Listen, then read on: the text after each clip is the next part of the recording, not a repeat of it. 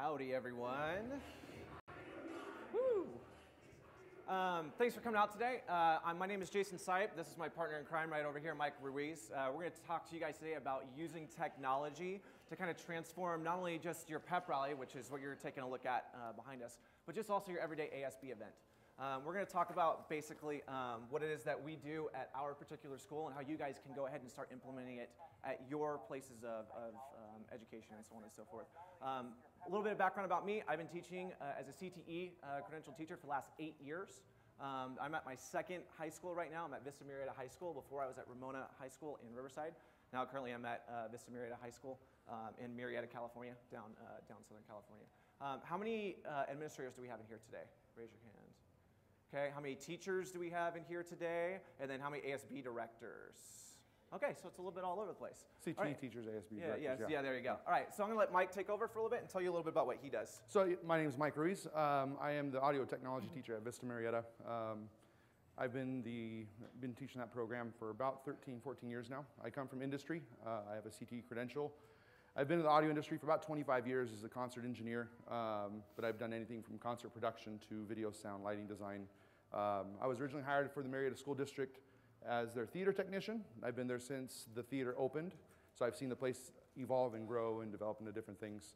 So today we're just going to get through a little bit of what we do in hopes that we can maybe inspire you, give you guys some ideas on transforming some of your events by utilizing some of the technology you may have or you may not have yet and want to invest in, and maybe the process that we go through from a day-to-day operation. And then answer questions at the end, maybe talk about some technology specifics, things that we use, cameras, audio equipment, and things like that. Again, we're going to gear it towards the rally type idea, but this can be expanded to virtually anything you could imagine. And go ahead and hit it because I'm disconnected now. There you go. So the first thing we're going to talk about is the big picture, and the big picture for us is how we integrate CTE with ASB. We found out through the way we started putting our rallies and stuff together, when you start with just by yourself and just ASB kids and it's just you by yourself trying to run a lot of things, yeah, it's a nightmare. And that carries over to other events that you have throughout the year. So we're going to talk about the big picture and how we actually have a top-down focus on integrating CTE with ASB. Mike? So how many of you guys, hopefully most of us are, but just out of curiosity, how many of you guys are familiar with CTE, or who's not familiar with CTE, I should say? Even less. Okay, great. Okay. So CTE, as it says up here, it's a term applied to schools, institutions, educational programs that teach about trades and specialized skills in preparation for job or entry-level employment. So that's the foundation of what we are here to do in the classroom, is we teach students about industry standards, specific equipment, and get them built to a way that they can gain employment with local businesses and even travel beyond. So currently at Vista Marietta, we have students involved currently that help with ASB events in the audio technology program, of course, as you know already, and Jason's video. Fashion culinary programs, we just had an event a few weeks ago, our Winter Fest, that we used for the first time, our foods program, and they killed it. It was pretty amazing. They did a great job providing all the food that was needed for that event. I should pause for just a second and mention we have about 3,600 students on our campus, which we'll get to a little bit more on how many people are integrated inside the programs, but it'll probably answer why we have so many programs that can offer services within. So we're looking to expand in the future with the assistance of course, with our ASB director and our administration to add some computer science and engineering programs to integrate things inside of ASB, and there is ways to do that. There are ways to do that, as well as photography. So how they facilitate how we are able to integrate into the ASB programs, or why we do it, is it's pretty simple. We're a school, as hopefully most of us are in here, that's trying to integrate as many students as possible, get them connected to programs that may not otherwise be interested. Sometimes it's, the way I find it at least, is students that are shy or students that may not have the same interests as the rest of the students. A lot of times they cling to technology. The kids that like video games, the kids that like playing with computers all day, those are the ones that I love because I've learned so much from them, even with my background. I'm always looking to them to try and give me new ideas, fresh ideas, and it builds. It's pretty awesome. So aside from the 300 students we have in the ASB leadership programs, I should say, it's ASB and Senate we have, as well as several other ones, the Link Crew and Plus and all those courses. We have about 100 additional ones that work directly and indirectly with ASB, and that's by way of Jason and myself, culinary programs. So we're constantly trying to find ways to do this. I'll take it. Yeah, go ahead. Yeah. I'll take the next one. So the next one is CTE integration. Like, what is it? Why do we do it, and why do we have it in there? We do it to diversify, broaden, and deepen your students' interests while achieving your financial goals. We've actually found out that when we started to not only buy our own technology, but begin to work with local vendors very, very heavily through the use of CTE funds, including Perkins, the CTI-IG, that's the incentive grant, and really utilizing those, your LCFF, your LCAP funds. We found out that we could give the training that these kids need. We can give it to them in the classroom, and they can actually put it on display at their school. And what's great is, and we'll talk about this a little bit later on, but we actually integrate really well with our local vendors. CTE being involved in ASB diversifies the participation by attracting different student cultures. So we're talking about equity and inclusion and so on and so forth. Various backgrounds to put on various different productions. That's equity, that's inclusion, that's diversity, and all that stuff. But it broadens participation and attracts more people. Just at our last school dance that we had, which was, what was it, the Winterfest? Mm-hmm. Winterfest, we had about 2,000 students come to just that. Normally, we have more than 50% of our school population come to our different dances and of course, be really involved inside of our different rallies. Okay. So what does that process look like? Okay. First of all, it's a school-wide approach. I know there's a lot of people in here that are just individual singulars, but the more you can get your administrators on board with you, the better it turns out. At our school, we are lucky enough to have had someone come up with something called the 4 A's. Those 4 A's are academics, activities, arts, and athletics. And what we found out is that actually these 4 A's actually translate to really hitting the whole student. Academics in particular really hits the mind. Activities hits the spirit. You guys specifically hit the spirit of the entire school. The whole vibe is based around ASB and Senate. The arts really hits the soul of the individual, kind of gets to those deep feelings that we don't necessarily spend a whole lot of time seeing of students. And then of course athletics works on the body. If you're missing one of these 4 A's, your program lacks the whole student. And when you lack one of these areas, all the other areas start to crumble around. Let's see. So how do we first start? Oh yeah, this one's actually pretty cool. I think, at least the way we started the program, or the integration, I should say. I think almost came by accident.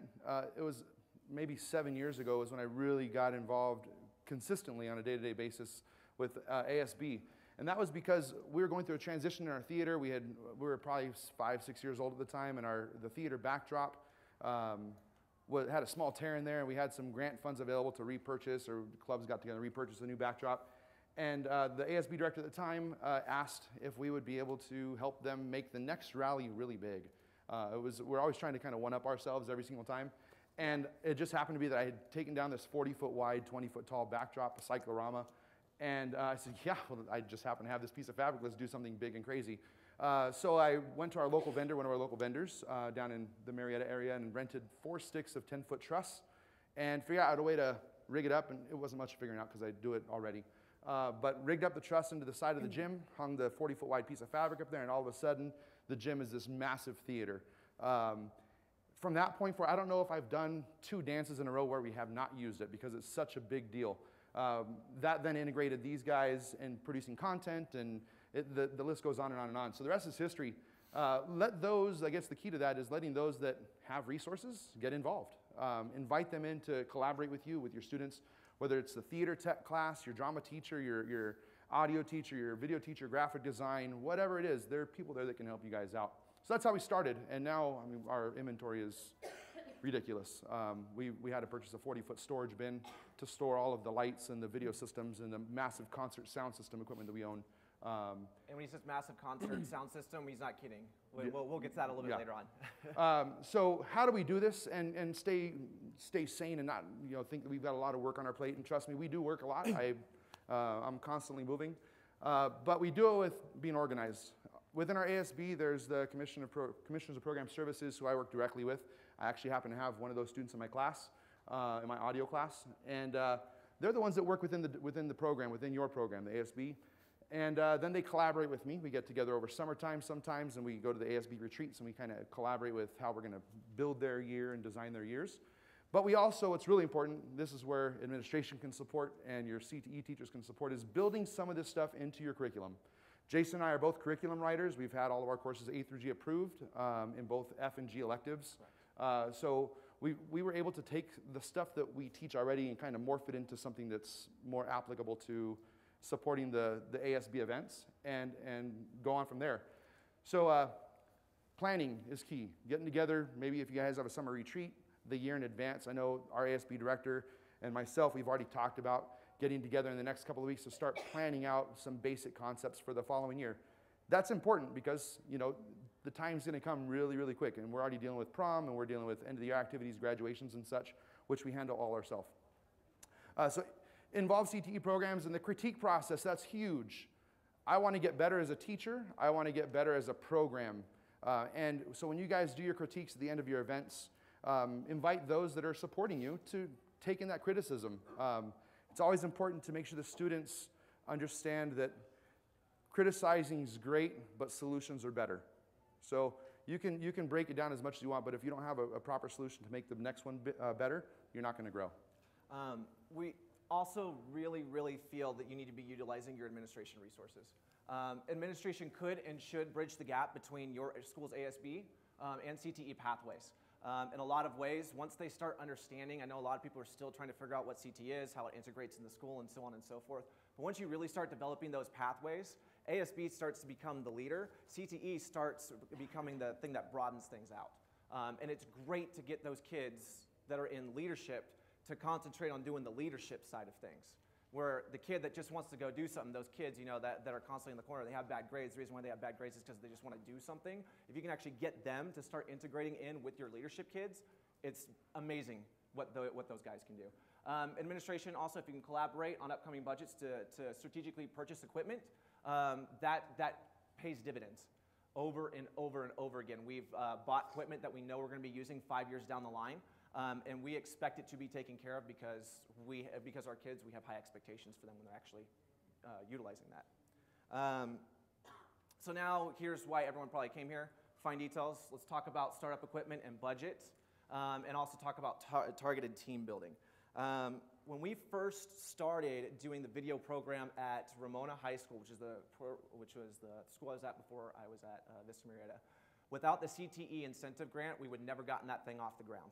We had to build a computer lab, we had to build a studio, we had to buy video camera equipment, and so on and so forth. And a lot of people that were originally involved with making those decisions didn't necessarily know how to make those decisions. So once I was allowed to get in on that process, spending $150,000 became a lot easier and a lot more targeted. Now for you guys, you don't have to do that. We love to start small. We were actually talking to someone last night, actually just utilizing the equipment that you have in your classroom is a great place to start.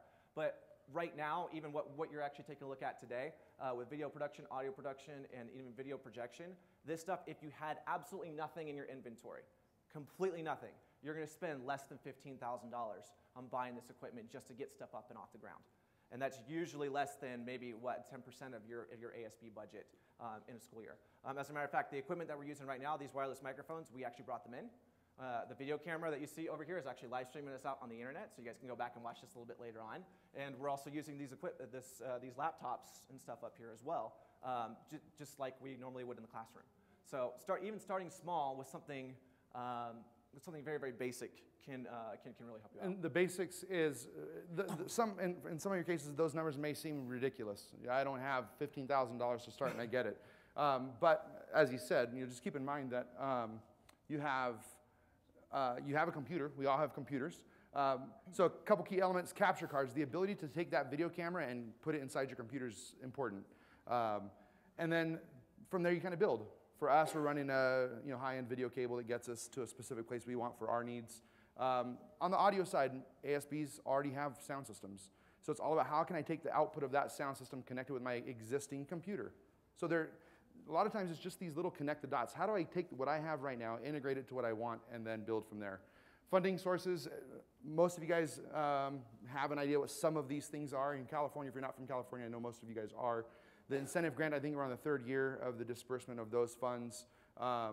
But Perkins is a continuum, and just something to keep in mind that the eligible teachers that can receive these funds change, or they're changing, based on credentials and things like that. So you want to make sure you're meeting with, if your ASB directors, maybe have those conversations with administration and CTE staff to see if there's a way that maybe you can encourage them to help purchase equipment that they can use in the classroom but be able to use with your events. But it's all about building relationships. For me, it's huge business partnerships to be able to get some of the equipment. There's several things that I do. We've got local companies that are willing, because of our program size and the students we turn over for employment, they send us product for free to demo because they know we're going to be purchasing something soon. So product demo is a really easy way to go into a DJ company or to a big concert production company and say, hey, I want to buy a video screen or a video wall. Can you show me what it looks like first before I buy it? And absolutely they will, if they know there's a $100,000 purchase or $5,000 purchase behind it.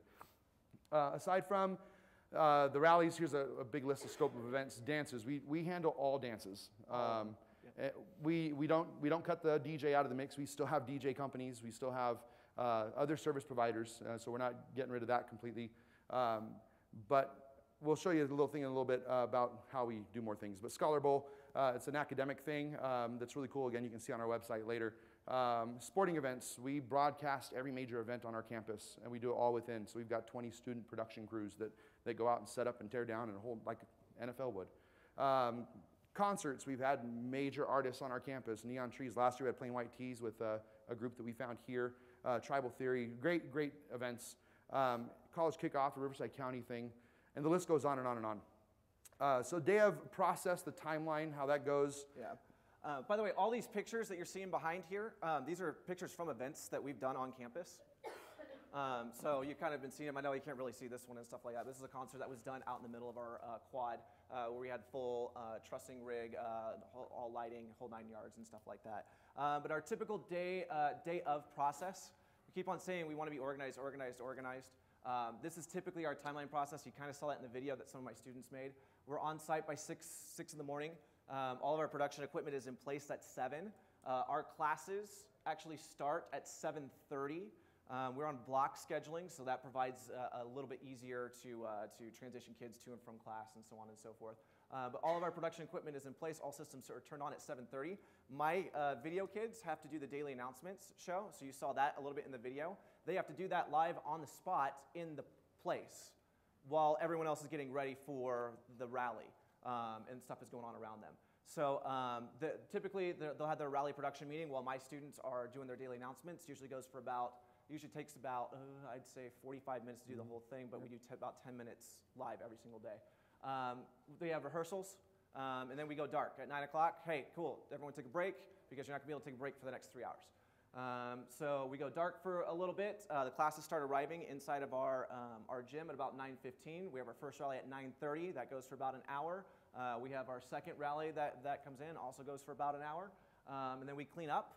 And when we clean up, we are strategic about cleaning up because we want to get in, get out, and move on with our lives. And then by 12:30, the kids are back in class. So they actually, in theory, really only miss one class if they're integrating really well with ASB. Mm-hmm. Okay. Before we move too far on that one, to give you an idea of what we're doing during that rally, because it will vary from event to event, is it's almost commonplace now. We'll have a full production video team there where he's got 3 to 4 cameras set up, plus a switcher operator. They have pretty cool stuff. So there's a student that's dedicated to that, a student that's dedicated to the live stream, making sure that the network is working well. And then on the audio side, we've got a minimum of 1 sound engineer, 1 system technician, as well as a student that's responsible for all video graphics. We use a software called Resolume, which is video mapping software. So there's a resident person plus a DJ that DJs all, or not a professional DJ, but a student DJ who DJs all the rallies, and it feels like and a lighting designer who's a student as well. So we have a massive production team, and all of these students are added to that excuse list as you would do for your ASB students. We assemble a list for our students to be excused from class, and they work with us. So we're going to talk a little bit about our resource list. Just because we do a lot of stuff in-house doesn't mean we don't use and utilize outside and local vendors. And the reason why we don't is because when our productions start to get bigger, they have certain equipment that we're just not going to be able to purchase and buy. So we're going to need to bring some stuff in. Conversely, they may need to borrow something from us for something for some type of event that they're helping to run on our campus as well. That may not necessarily be directed to ASB. So you'll see that there's a good go back and forth between our local businesses and our stuff. So I put this list together just because these are people that I like to use. They understand our production needs. But down in the Marietta, Southern California area, Morningstar, I love these guys. I've been working with them for 13 plus years now. And I say that because these guys hit everything. If I need to rent something and I need it in 5 minutes from now, they'll have it in the truck shipped to us right away. Rentals, inventory, they're also an employer for my students. So I train them and they gain entry-level employment with those guys. There's a couple other ones.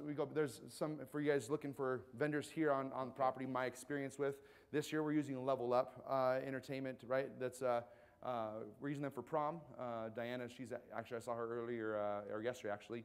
Elite Stage and Lighting. Mike, he's got some really cool stuff. You know, all these companies are trying to come up with some new and exciting things to add to their shows. And then All Star, I think, is who we're using next year for prom. So several people here to reach out to, as you guys know. Online, there's a bit of a trick to this, and I love this. It may not be the right thing to do, but it's the way I do it. Our district requires us, as all of our districts should, require us to go out to bid for any large ticket items. Anything larger than $5,000, I automatically, in my mind, I send right to B&H. They're based out of New York. They have a GSA contract where they send it to an entirely different department to price out items. And it's typically 15, 20% off of whatever retail price would be. And then at the same time, I send something over to these local vendors and say, hey, how can you guys beat these prices? Here's what I'm anticipating getting from these guys. Is it possible to beat it? Those companies, the local guys, will then go to JBL and to Crown and to all these manufacturers and say, our customers want to keep their money local. How can we cut the pricing? And they do it. I'd say 9 times out of 10, they're able to be very competitive and save us a lot of money. Rasha, I want to talk for them just for a second. They're a Southern California lighting distributor. They're a manufacturer direct to customer. If you guys want to buy lights for your rallies, whatever, whether it be battery-powered lights and intelligent moving heads that you would see at the concerts and big rallies and big dances, contact those guys. I don't get an incentive for it, but let them know Mike sent you guys, so that way he knows that it's somebody that knows what they're talking about. So we do a lot of business with Rasha now because they've reached out to us and they're selling to us directly, which is great. And then our philosophy, why we do what we do. It's all about the process to me. We like to try and keep things orderly. And when things fail, because they're bound to fail at some point, it's always about a little motto we have at our school, adapt, improvise, overcome. And that's key to our success, is being able to adapt and overcome some of the challenges we see. Grow your program with what you have and not with what you want. Again, I started with a backdrop that we were going to throw away. And now we've got a very large inventory. Fostering an environment for healthy learning and innovation. Students are going to, they're going to rise to the occasion. We've all got, in my case, I like using these kids as a point, Chris's and Lorenzo's. And those kids to me are ones that they have that special little niche type ability to them, where if somebody shut them down, they may not be where they're at now and be where they're at today.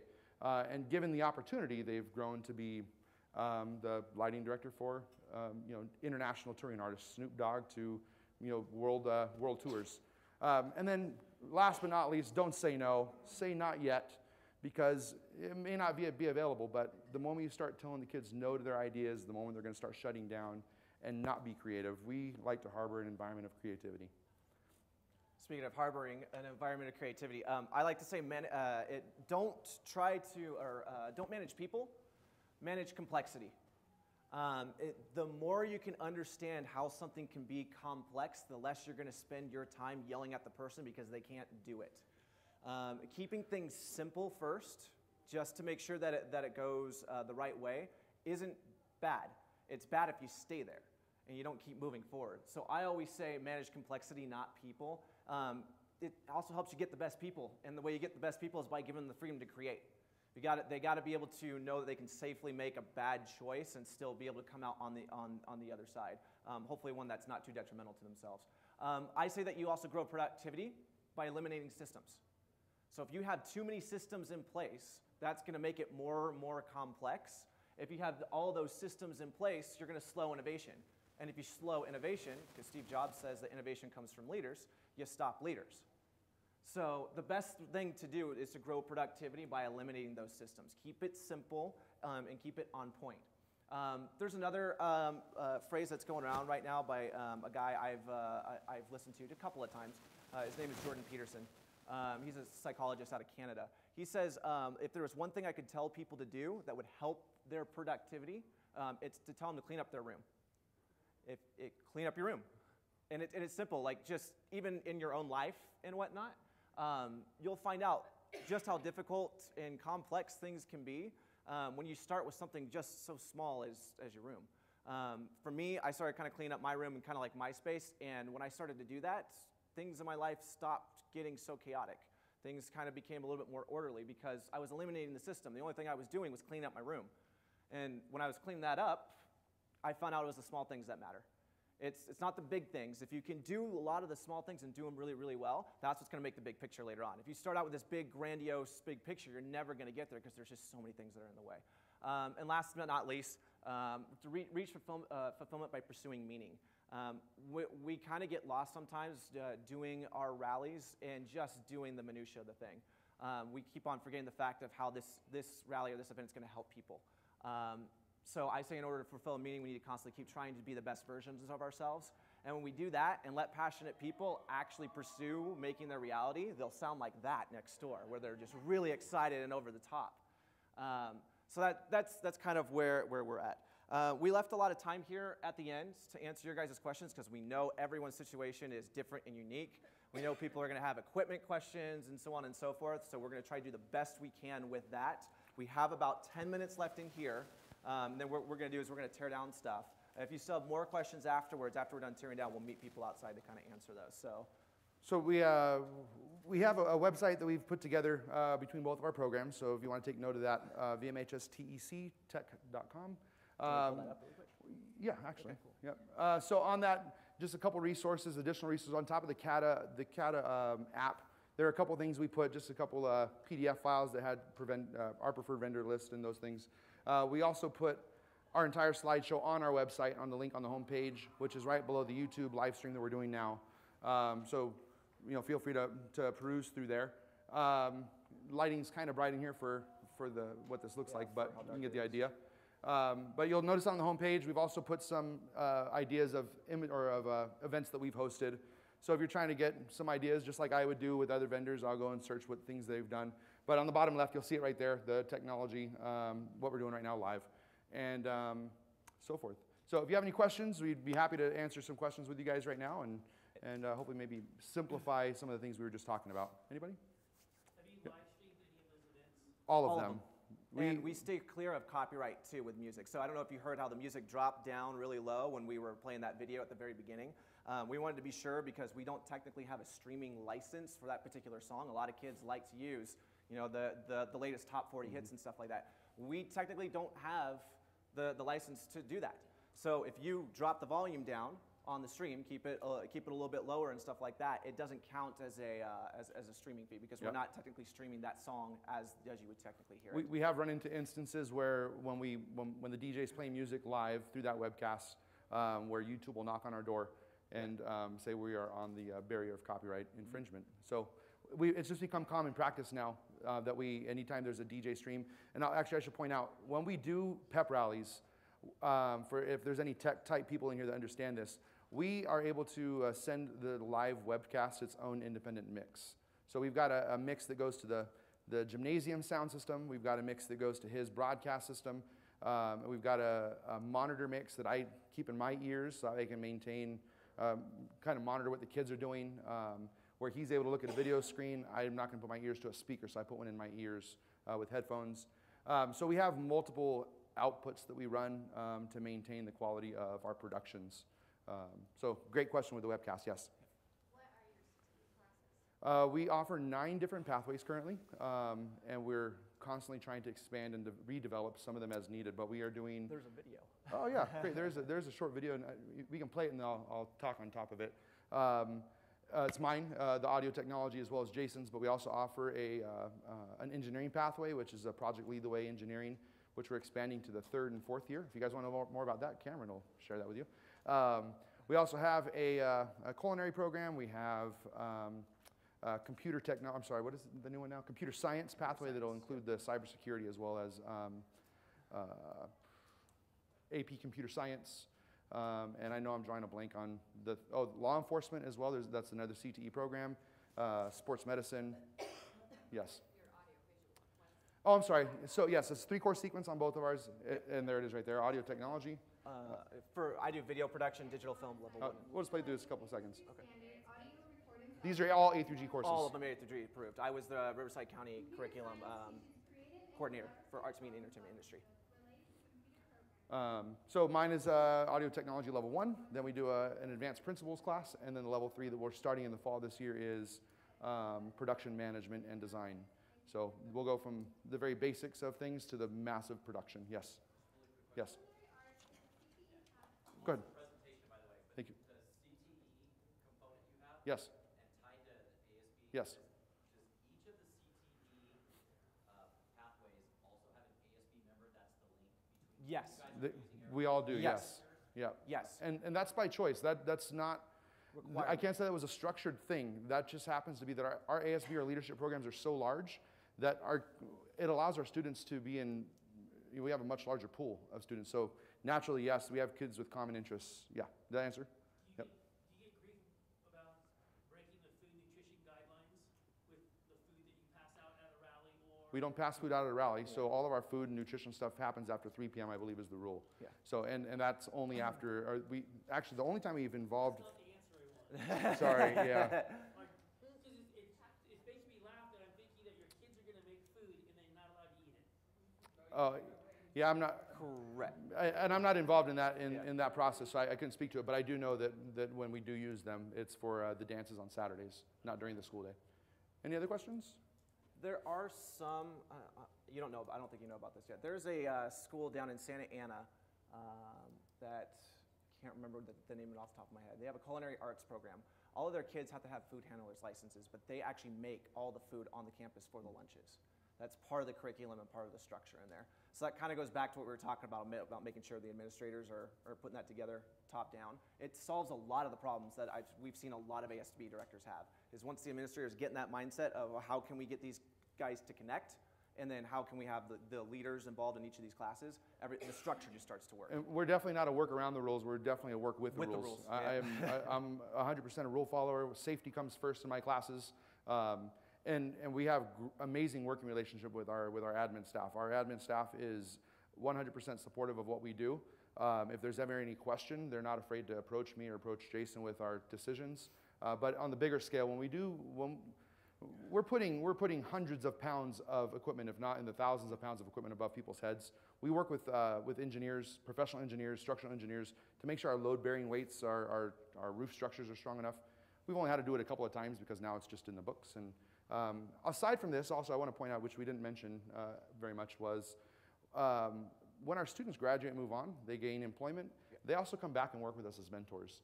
So when we do big events, whether it's, and rallies include rallies and dances, we have probably an average of about 8 to 10 professionals that would be a production company, a DJ company, that work hand in hand with our 40 students that are on the production team that day.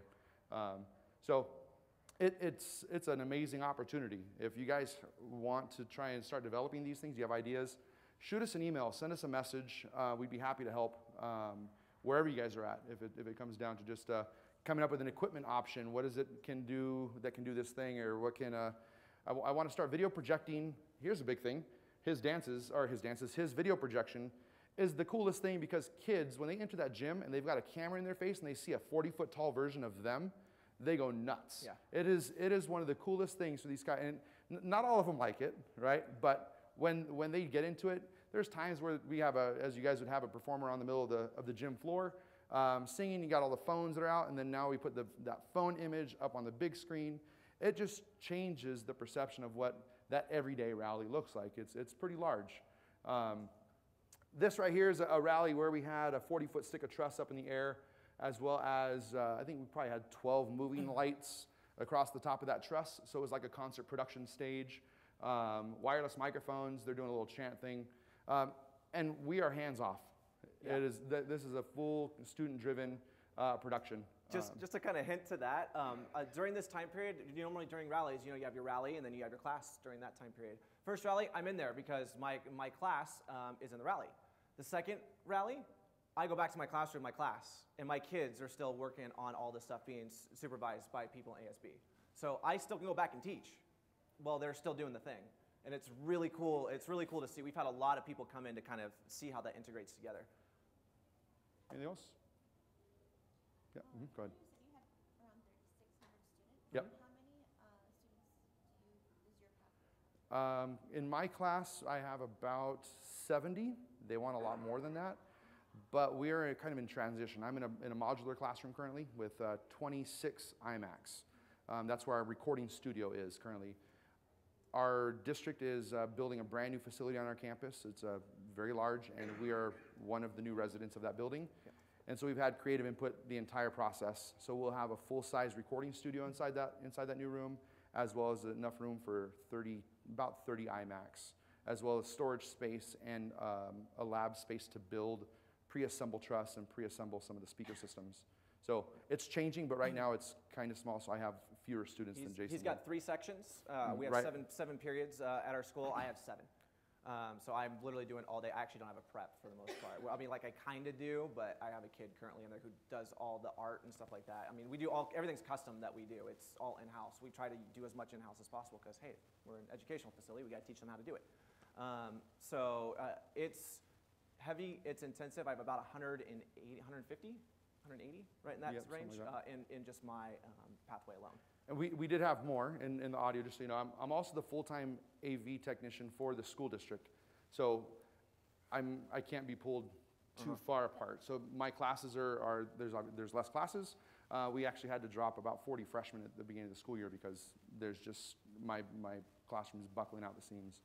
So If you guys want the presentation at all today, we've put it in Keynote file format, a Google Slides, sorry, not a Google Slides. We did a PowerPoint format, and we also did it as a PDF on our website. So VMHSTEC, VMHS Tech. You'll find everything on there, including some of the stuff that we're actually doing in our classes.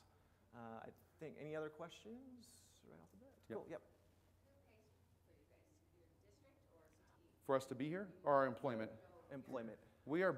That's funny. That's a great conversation. It's a very big open question. Technically, I am an employee of Riverside County. Same. But Riverside County the Marietta Valley Unified School District bought our contracts, and we are. I think we're at the beginning of a new 3-year contract. A 3-year contract to basically license us back to the district. But the district makes all of our decisions. So we think that's going to be changing soon because a lot of CTE teachers, if you don't have a regular single subject credential, you can't join the normal local union. So the only way they've been able to have what used to be called ROP, now it's CTE teachers, is by going through the counties. And so districts are having buyback programs where they're buying back county teachers in order to have them continue to teach on our campus. And it's becoming more and more of an issue because single subject credential holders are having a hard time getting that CTE credential. Right. CTE credential holders are having a hard time getting that single subject credential. But there's a lot of special funding that's only available to us as CTE teachers, whether it be Perkins or the CTEIG grant and all that stuff. So it works out well. I think it works out well in our favor because we're positioned well with tons of technology that's constantly being supported because the schools want the best. Yeah. Cool. Sorry, he was. I do. Yes, we both do. Yep. Yep. Yeah, well, when I first started RCOE, Riverside County Office of Ed was ROP, and then they transitioned about 3 years after I started to CTE. I was the newbie. I was one of the pilot people that's tested the CTE credential because I was so young and straight from industry. So I did my credential through UCSD. Last point to that is if you have somebody that's in a position, I started actually, I forgot about this. I started as a theater tech only. Yeah. And it was when we opened the school, our principal at the time wanted to start a program that teaches what I do for the district. And he said, would you mind going back to school to get a credential to do what you do? And that's kind of where it opened. So if you have somebody on campus like that that's just a theater tech, or I say just, I mean, there's a pretty fun gig. that's just the theater tech that wants to maybe get a little bit deeper and having a student population to support them, that could be a good way to reach out, especially if they have industry experience. Thanks, guys. We're going to go ahead and tear it down, and then we'll be outside here in a little bit if you guys have any other questions. Thank you. Appreciate it.